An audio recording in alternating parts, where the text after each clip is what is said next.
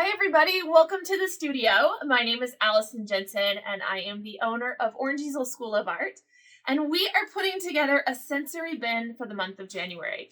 Now this is for all of my parents in our club membership who are doing the toddler and preschooler quiet art and playtime that happens on Tuesday and Thursday afternoons. It's designed for our kids who, they're not napping anymore, but they still need some quiet, independent playtime in their bedrooms. And we do all sorts of things. We do some music, we do some yoga, we do some art, we read a story, and then we play in a sensory bin. Every month has a brand new sensory bin, hopefully to keep it fresh and new and novel. And I try to keep all the supplies from your local dollar store. So I went to Dollar Tree today, and I picked up some goodies. You ready? If this is your first month joining us, I like a bin that has a lid on it. Some of you guys have been with me for a couple months now, so you probably have your bin.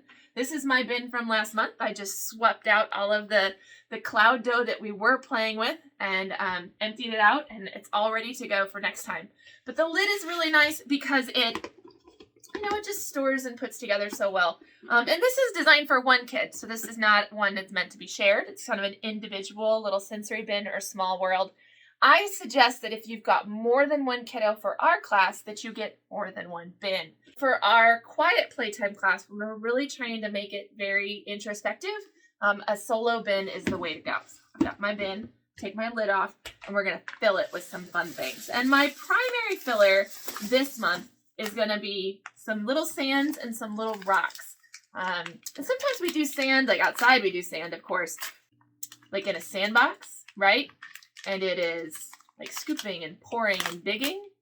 This time we're not doing sand like scooping, pouring, and digging. We're using sand a little bit more in an imaginative small world play. This is colored sand. You could pick any color you want. I went with blue because I thought it was really pretty. And we're going to pour this in here. If you don't have sand, that's okay. You could totally use any sort of filler that you want. You could use salt, right? If you had some salt. It would also work. You can dye your salt if you want to, but this is my little colored sand. Okay. And then on top of that sand, we're going to add a few other things. I've got some really pretty rocks. Again, these are all from my dollar store. And I'll put these rocks in there. Just like last month, I probably won't put all of them in. I did put all of the sand, but I don't think I'll put all the rocks. I'm going to put a couple of them. They're almost like a sea glass kind of rock. Can you see it? Let's see. Yeah, there it is. Oh, dropped it. So it's a little bit translucent. It's real pretty. There's blues and greens. If you have young kids that still mouth things, you have to be careful what you put in your sensory bin. So just be aware of that, okay? All right, see, I've got all this left. We keep our extras in like jars up on the shelf. So, and then when we reset the bin for next month, I'll take everything out of this and put it in the jars, right? Unless it's totally destroyed. The flour, you guys, last month when we did the cloud dough flour thing, I just threw that away. But I did keep the jingle bells and the gems and the reindeer and what was the other thing in there? Reindeer. Oh, and the little pine trees. That's right. Okay, so I also have these. These are little crushed glass pieces. You can also find, they have aquarium rocks that are really cool. So put a couple of these in. If your bin looks different than mine, it is A-okay. And the last thing I have, you guys, are toys. And I was looking for miniature toys, little small figurines, or if your child loves mermaids, you could get little small mermaids, or little Shopkins, or something to play imaginatively in our bin. And I found at the dollar store for my bin this month. Check it out. I found these.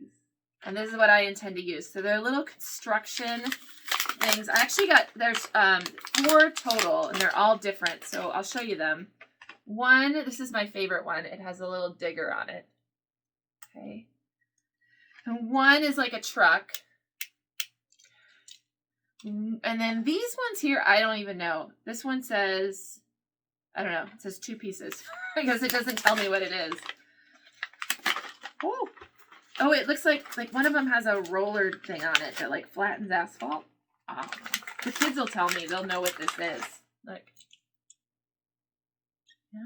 Now, my bin is probably not quite big enough for all 4 of these little trucks and cars to be in it, but that's okay.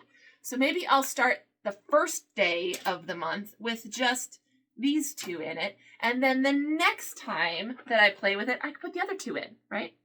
But I can play with my little diggers, and he can lift up his sand, right? And we can pile rocks inside the truck and drive it around. So this will be my sensory bin for the month of January. All I need to do is close up my bin, and it is all set to go. So if you can't find the construction toys, don't stress out about that. Or if your kids are not really into construction toys, that's okay. Get some toys that they're going to love. It could be ponies, right? Or unicorns. Great places to look. Of course, the dollar store is fantastic. That's probably my favorite place. But if you also go to Hobby Lobby, buy the miniatures, like buy the models and the miniature world stuff. There's some that are really not very cheap. And then there are some bulk packs, and those are the ones you want, the smallest ones. They end up being only about $1 a piece for the little things. So if you have problems finding something, or if you need links, let me know. Otherwise, I'll see you guys in class this month.